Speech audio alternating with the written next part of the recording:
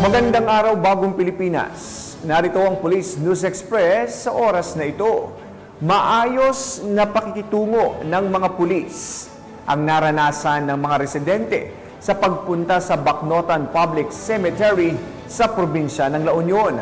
Ibabalita yan ni Police Corporal J.R. Del Mendo.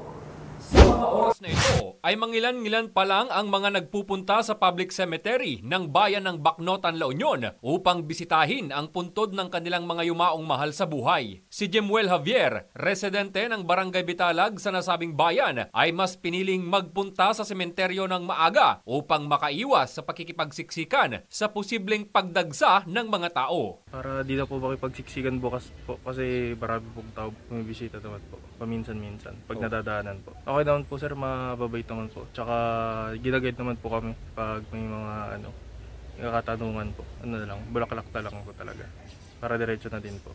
Ayon naman kay Mrs. Nieves Cabradilla ay wala namang naging problema sa pagpasok nito sa sementeryo kung saan na-experience niya ang maayos na pakikitungo ng mga pulis sa kanya. Naman ang trato ng mga pulis. Para kasi maraming tao na pag okay naman, kaya lang yung daanan talagang maputik talaga, as in na maputik. Kasi umuulan no ma'am? Oo.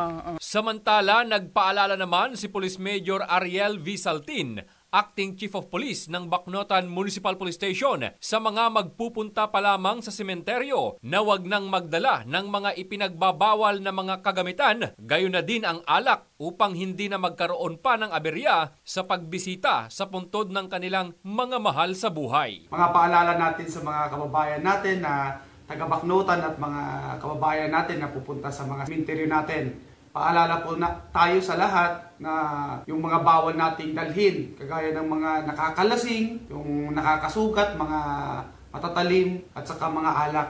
Dapat pag pumunta na lang tayo sa sementeryo, bisitahin at alalahanin yung mga yumao natin. Huwag na tayong magdala ng mga pinagbabawal na doon uminom or magpatugtog ng mga malalakas para hindi tayo nakakaapekto sa mga ibang mga kasamahan natin.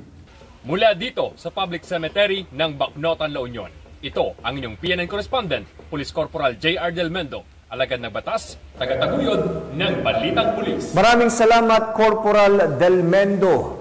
At para sa iba pang napapanahong balitang pampulisya, laging tumutok sa Police News Network.